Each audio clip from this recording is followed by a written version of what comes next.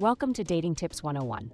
I'm your host, here to help you navigate the highs and lows of relationships with empathy, wisdom, and of course, practical advice.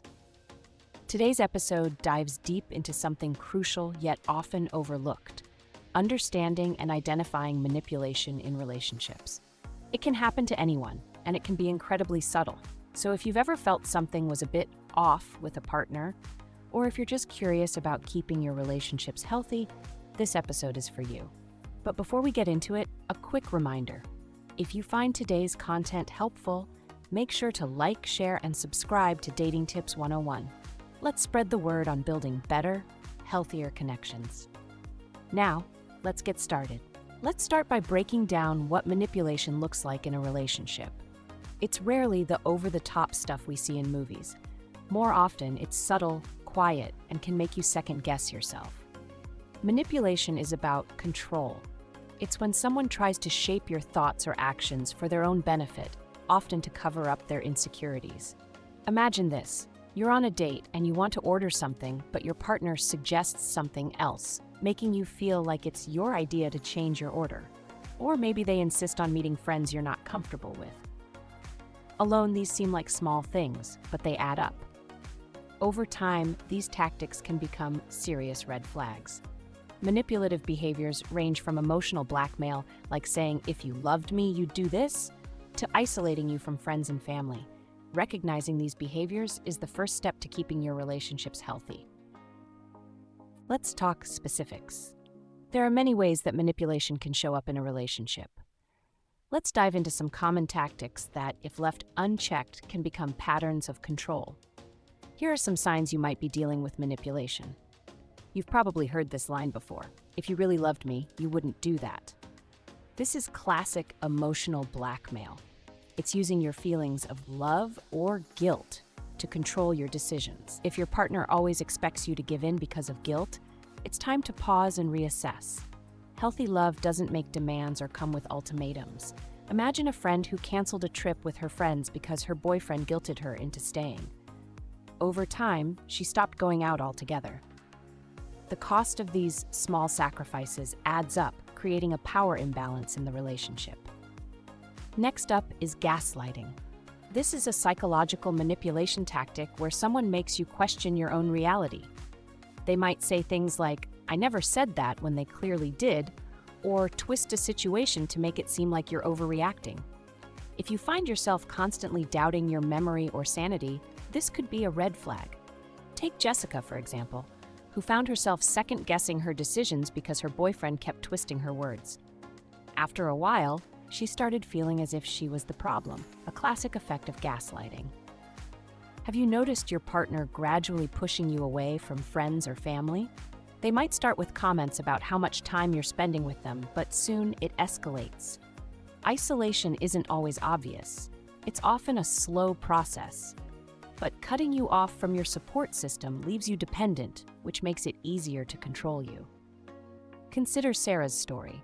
She noticed that every time she wanted to meet her friends, her boyfriend would make her feel guilty or say things like, "I thought you wanted to spend time with me."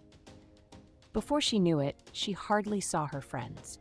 If this sounds familiar, don't ignore it. This is a tricky one. When a problem arises, some people turn the tables and make it about themselves. "You're hurting me by saying that," or "I can't believe you don't trust me." These are ways to shift and make you feel responsible for their emotions. It's exhausting, and it's a common tactic for deflecting accountability. One of the more subtle forms of manipulation is withholding, whether it's affection, support, or even financial resources. If someone withdraws affection every time they don't get what they want, they're training you to comply with their wishes. This push-pull dynamic keeps you craving their approval. Remember, love isn't something to be withheld as a bargaining chip.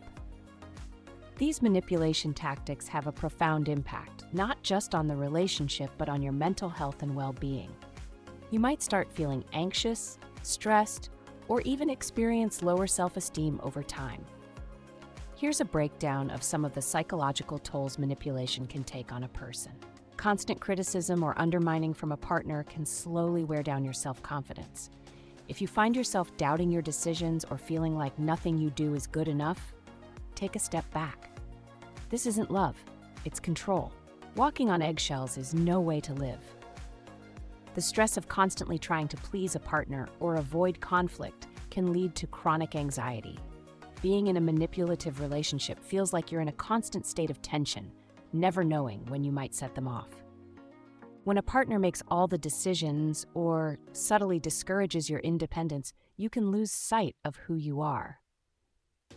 Manipulative partners often make you feel like you need their approval or that you can't manage on your own, but you're more capable and resilient than you might realize. Now that we've covered some warning signs, let's get to the good part: how to break free from manipulation and reclaim your independence. First, start naming these behaviors for what they are.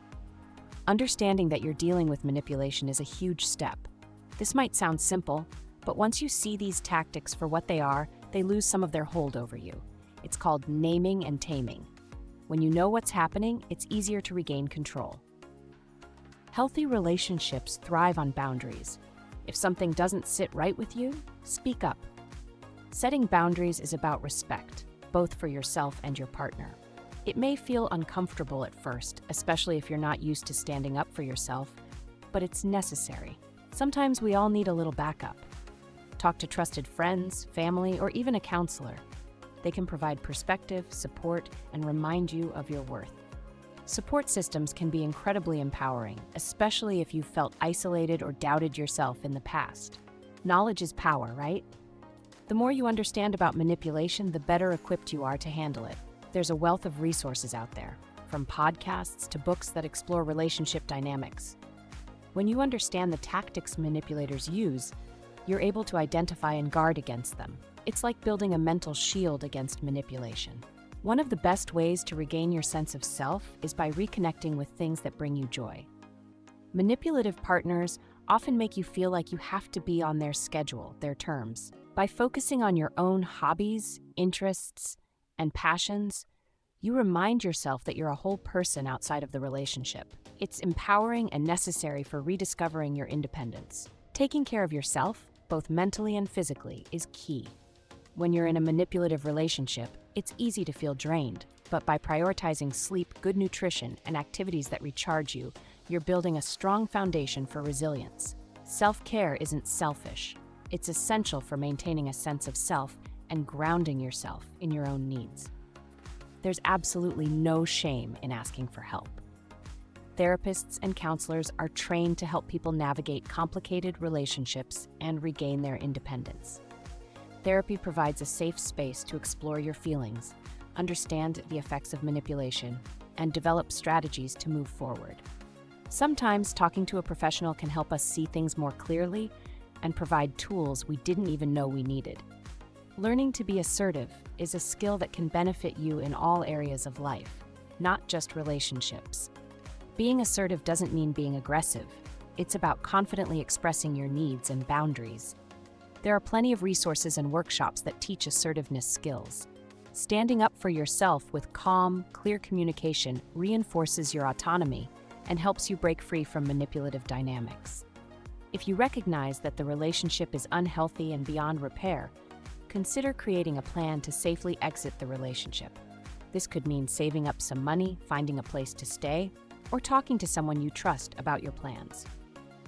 Remember, you deserve a relationship that uplifts and respects you. Sometimes letting go is the most loving thing you can do for yourself. Finally, take a moment to reflect on your relationship history. Sometimes people find themselves repeatedly attracted to partners with similar, unhealthy behaviors. Understanding your patterns isn't about self-blame, it's about self-awareness. This reflection can help you make healthier relationship choices in the future. So what's the takeaway here? Relationships are meant to be partnerships, built on respect, understanding, and care. Manipulation, in contrast, is about control, and that's not what love is. Healthy relationships allow each person to grow and flourish. They don't hold you back or keep you small. If you recognize any of the signs we've talked about today, remember, you have the power to change your situation and create the relationship you deserve. I'd like to leave you with a quote that really drives this point home. It's from the movie Ghosts of Girlfriends Past. The power in all relationships lies with whoever cares less, and he was right. But power isn't happiness. This is a reminder that while manipulation may seem like a power play, it never leads to true happiness or fulfillment. The real strength lies in relationships rooted in mutual respect, understanding, and genuine care. Thank you so much for tuning in to Dating Tips 101. I hope today's episode gave you some clarity and courage to make the best choices for yourself. Remember, you're not alone, and support is always available if you need it. If you found this episode helpful, please like, share, and subscribe to Dating Tips 101. By doing so, you're helping us spread the word about building healthier, happier relationships. And hey, if you know someone who might benefit from today's talk, feel free to share this episode with them. Until next time, take care of yourself and stay true to who you are.